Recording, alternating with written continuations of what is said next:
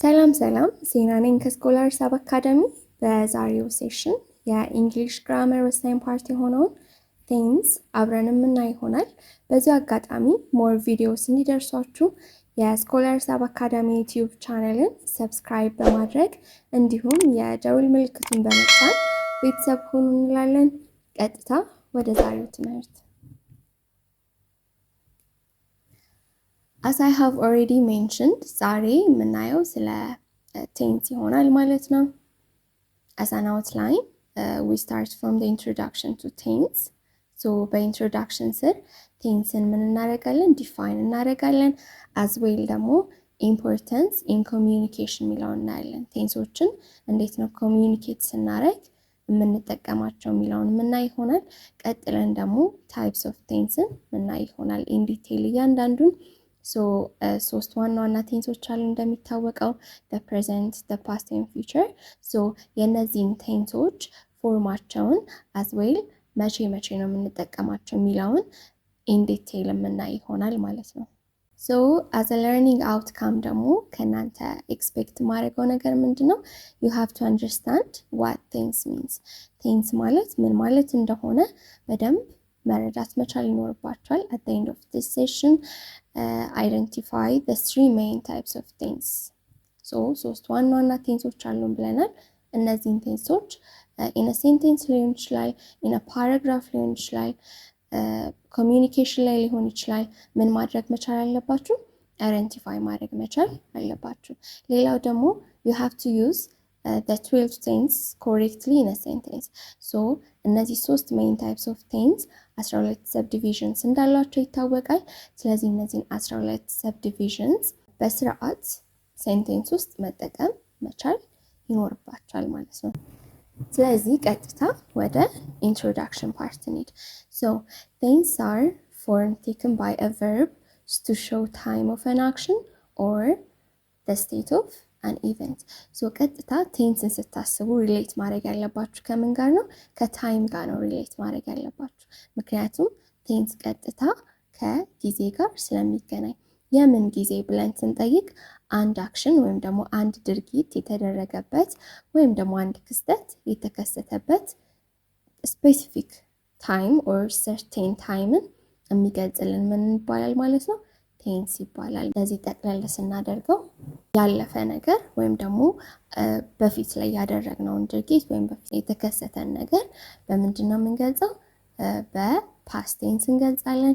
አሁን ላይ የተደረገ ያለ ወይም ደግሞ አሁን ላይ ያለን ድርጊት ደግሞ ፕሬዘንት ቴንስን ተጠቅመን እንገልጻለን። ገና ወደፊት የሚከናወንን ድርጊት ደግሞ ፊውቸር ቴንስን ተጠቅመን እንገልጻለን። ስለዚህ we have what? We have three main types of tense. So each of those three tense has four forms or subdivisions to show continuity or completeness of the action in time. ስለዚህ እነዚህ ሶስት ዋና ቀደም የገለጽናቸው ቴንሶች አራት ሰብዲቪዥንስ አሏቸው። ምንን ለመግለጽ? ቀጣይነትን ወይም ደግሞ አንድ ድርጊት መጠናቀቁን ለመግለጽ ማለት ነው። እነዚህ እነማን ናቸው? the indefinite or simple የምንለው፣ continuous ወይም ፕሮግሬሲቭ or imperfect የምንለው፣ ሶስተኛው ደግሞ ፐርፌክት የምንለው and አራተኛና የመጨረሻው ደግሞ ፐርፌክት ኮንቲኒየስ የምንለው ነው ማለት ነው። ስለዚህ እነዚህ አራት ሰብዲቪዥኖች in detail በደንብ የምናይ ይሆናል። So let's start with the indefinite tense. ይሄ ቴንስ በብዛት simple tense እያለን የምንጠቀመው ነው።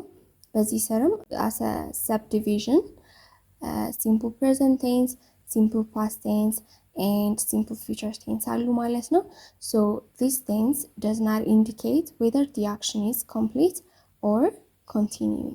ስለዚህ ስለ አክሽኑ መጠናቀቅ ወይም ደግሞ ስለ አክሽኑ ኮንቲኒቲ ወይም ፕሮግረስ ላይ ሂደት ላይ መሆኑን ምንም የሚገልጽ ነገር የለም ማለት ነው። ጀስት ምንድነው የሚያደርገው? it only states the action. አክሽኑን ብቻ ስቴት የሚያደርግ ወይም የሚገልጽ ነው። እንደ ኤግዛምፕል ስንመለከት I ate ይላል አይደለ? So I ate የሚለው ሴንቴንስ ላይ እየበላው ነበር አላልኩም። አሁን እየበላው ነው አላልኩም። ስለዚህ ምንም ስለ አክሽኑ ኮምፕሊትነስ ኦር ኮንቲኒቲ ያወራሁት ነገር የለም። ጀስት ምንድነው ያደረኩት? አክሽኑን ብቻ ስቴት አደረኩኝ። ሶ እንደዚህ አይነት አክሽኖችን ስቴት ለማድረግ የምንጠቀመው ምን አይነት ቴንስ ነው? ኢንዴፊኒት or simple tense ነው ማለት ነው። The second one is the continuous or imperfect tense የምንለው ነው። So continuous or imperfect tense የምንለው ፕሮግሬስን የሚገልጽልን ነው። በዚህ ስር ደግሞ as a subdivisions ምን አሉ ማለት ነው? present continuous, past continuous and future continuous tense አሉ። So this indicates that the action is still going on or in progress at a certain time. ስለዚህ ይሄ ምን ነው የሚገልጽልን? የአንድን አክሽን ፕሮግረስ ወይም ደግሞ ኮንቲኒቲ የሚገልጽልን የቴንስ አይነት ነው። as an example I am eating ስል I'm not actually ያስተማርኩኝ ነው፣ ግን I am eating ስል ምንድነው አሁን ላይ እየበላው ነው። እናንተ ምን እየሰራችሁ ነው? የተማራችሁ ነው ሌክቸር አይደለ? so I am learning ስትሉ at the time of speaking or ደግሞ አሁን at the moment እያረጋችሁ ያላችሁትን ነገር እየተናገራችሁ ነው። ስለዚህ ፕሮግሬስን ወይም ኮንቲኒቲ የሚገልጽ የቴንስ አይነት ነው። and እዚህ ጋር indefinite tense ላይ ሜንሽን ያላረኩት ነገር ምንድነው? about 85% of spoken English ይሄን ቴንስ ነው የሚጠቀመው። that means it's the most commonly used type of ቴንስ ነው። እሺ ሶስተኛው ደግሞ ምንድነው? the perfect tense የምንለው ነው። so perfect tense ከስሙ እንደምናየው it's perfect, that means it's completed or it's a finished action ነው ማለት ነው። so የሆነ ሰዓት ላይ at the past የሆነ ፖይንት ላይ ተጀመረ and is going to get over at some point ወይም የሆነ ሰዓት ላይ የሚጠናቀቅ አክሽን በምን ይገለጻል ማለት ነው?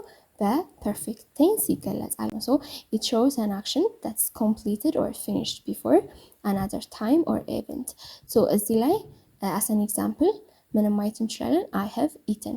so የሆነ ሰው መጥቶ ሴና ምግብ እንብላ ቢለኝ እኔ ደግሞ I have eaten already ብዬ ብመልስ የበላሁት መቼ ነው ማለት ነው? እንብላ ከመባሌ በፊት ነው። so እኔ የበላሁበት አክሽን it's finished before another time or event ነው አይደል የተባለው? according to this example another time or event የተባለው እንብላ ተብዬ መጠየቄ ነው ማለት ነው። so perfect tense ለእንደዚህ አይነት ድርጊቶች ነው የምንጠቀምበት። አራተኛውና የመጨረሻው ደግሞ rarely used የሆነው the perfect continuous tense የምንለው ነው።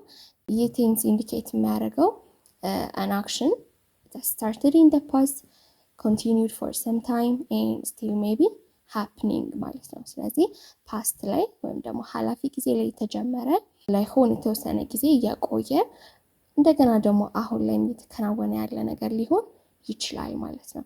as an example I have been eating ሚለውን ማየት እንችላለን።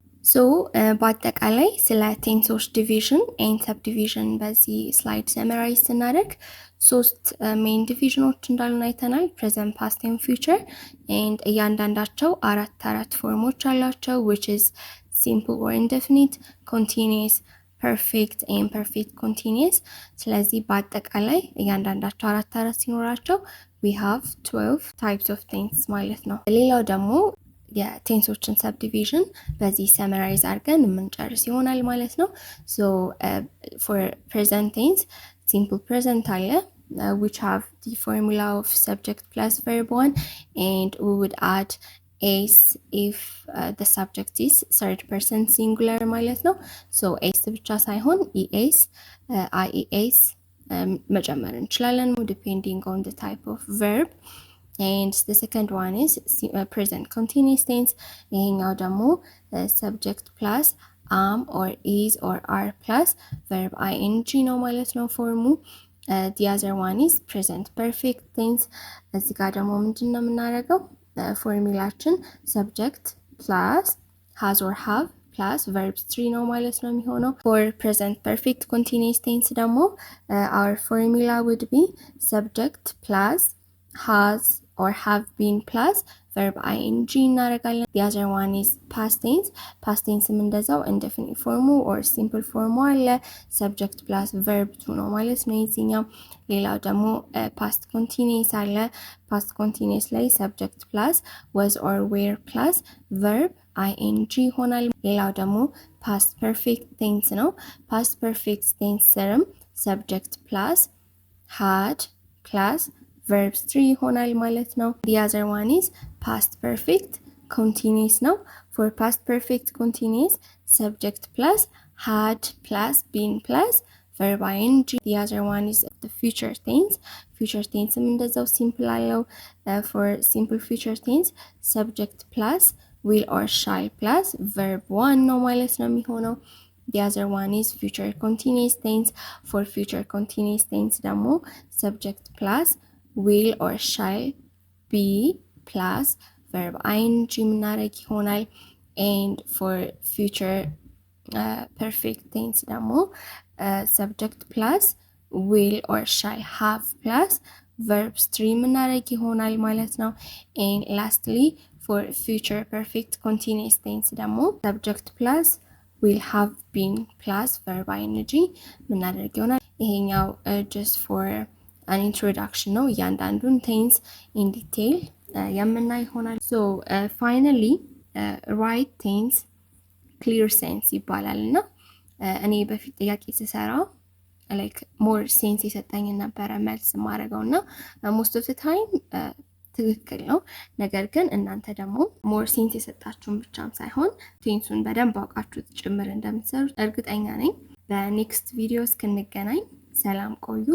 ያላችሁን ሀሳብ አስተያየት በኮሜንት ላይ አስቀምጡልን። Thank you.